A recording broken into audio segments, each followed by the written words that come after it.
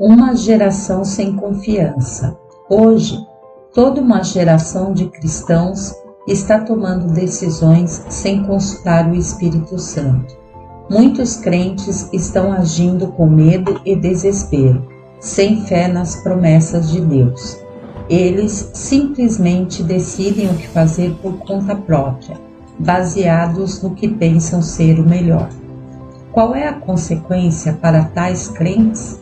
O que acontece quando os servos de Deus operam fora do completo governo do Espírito Santo, quando planejam seus próprios planos, recusando render-se à liderança e direção do Espírito Santo? Eles agitam um enxame de abelhas espiritual, trazendo não descanso, mas sofrimento, dor e confusão. A voz mansa e suave. Houve muitas vezes em que eu não escutei a voz do Espírito Santo. De fato, eu poderia escrever um livro sobre todas as vezes que eu decidi fazer a minha própria vontade, seguindo minha própria direção, e as coisas acabaram terrivelmente mal. Apesar disso, tenho aprendido ao longo dos anos a ouvir a voz mansa e suave do Espírito, e me decidi a dizer sim e amém para o seu absoluto governo na minha vida. Sei que Ele me guiará a toda a verdade, que me guiará para onde queira que eu vá, e irá me mostrar coisas que virão, as quais deseja que eu conheça.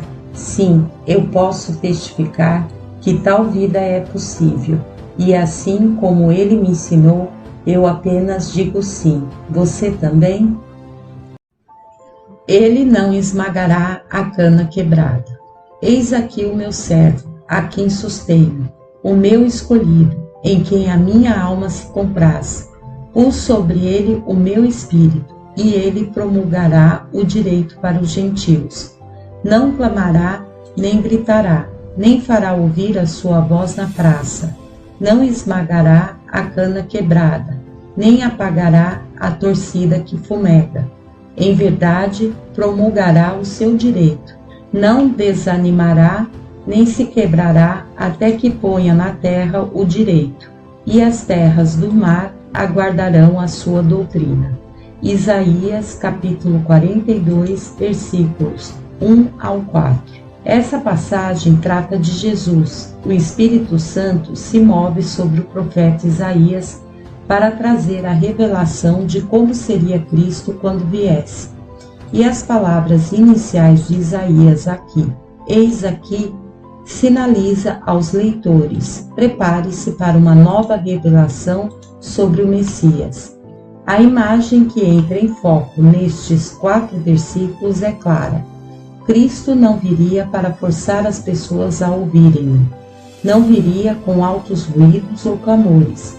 Viria como um Senhor terno e amoroso. Vemos o cumprimento da profecia de Isaías em Mateus, capítulo 12. Os fariseus tinham acabado de promover um concílio planejando como poderiam matar Jesus. Tudo porque ele havia curado um homem de mão ressequida no sábado. Mateus conta que Jesus, sabendo disto, afastou-se. Capítulo 12, versículo 15. Cristo não reagiu com raiva. Não o vemos se zangando com os que planejam sua morte. Ele não era como os discípulos, que queriam invocar fogo sobre os oponentes. Mesmo Cristo podendo fazer isso, ele poderia ter convocado uma legião de anjos para tratar com os inimigos. Mas Jesus não estava disposto a se vingar. Foi esse Espírito terno, diz Mateus, que revela o cumprimento da profecia de Isaías. Não contenderá, nem gritará, nem alguém ouvirá nas praças a sua voz. Mateus capítulo 12, versículo 19. Isaías estava dizendo basicamente: o Salvador não virá para forçar alguém a entrar em seu reino. Não virá como uma personalidade barulhenta, exaltada, dominadora. Não, sua voz será ouvida mansa, suave, no homem interior. Então, o que Jesus fez após ter se afastado silenciosamente de Jerusalém? Mateus diz que ele imediatamente saiu da cidade e continuou a curar todos que se agrupavam em torno dele. Muitos o seguiram e a todos ele curou. Capítulo 12, versículo 15. Pesquisando os registros dos evangelhos, vemos que é marcante o número de vezes que Jesus operou milagres, mas instruiu as pessoas assim: não conte isso para ninguém, isso não pode espalhar. Após curar 2 cegos, Cristo diz a eles para guardarem o segredo para si próprios. Jesus os advertiu severamente, dizendo: acautelai-vos de que ninguém o saiba. Capítulo 9, versículo 30. Após ter alimentado uma multidão de 5.000 pessoas e de as pessoas tentarem forçá-lo a ser rei, retirou-se novamente, sozinho para o monte. João, capítulo 6, versículos 14 e 15. Veja, Jesus não queria que as pessoas o seguissem devido aos milagres. Ele queria a devoção delas por suas palavras haverem capturado seus corações. Ele queria que a humanidade toda, incluindo cada uma das futuras gerações, soubesse que ele veio ao mundo não como juiz, mas como Salvador. Porquanto Deus enviou seu Filho ao mundo, não para que julgasse o mundo, mas para que o mundo fosse salvo por ele. João, capítulo 3, versículo 17.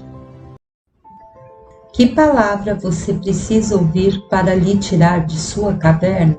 Você espera ouvir uma palavra áspera em meio a essa sua situação de quebra? As Escrituras dizem que durante o tempo que Elias estava na caverna, um grande e forte vento fendia os montes e despedaçava as penhas diante do Senhor. Porém, o Senhor não estava no vento. 1 Reis, capítulo 19, versículo 11.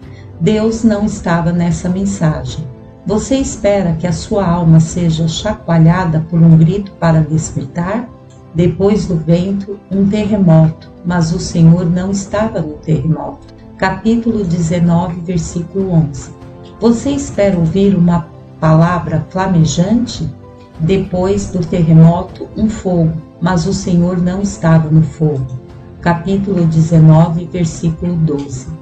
Deus conhece exatamente o tipo de palavra que você necessita quando está quebrado.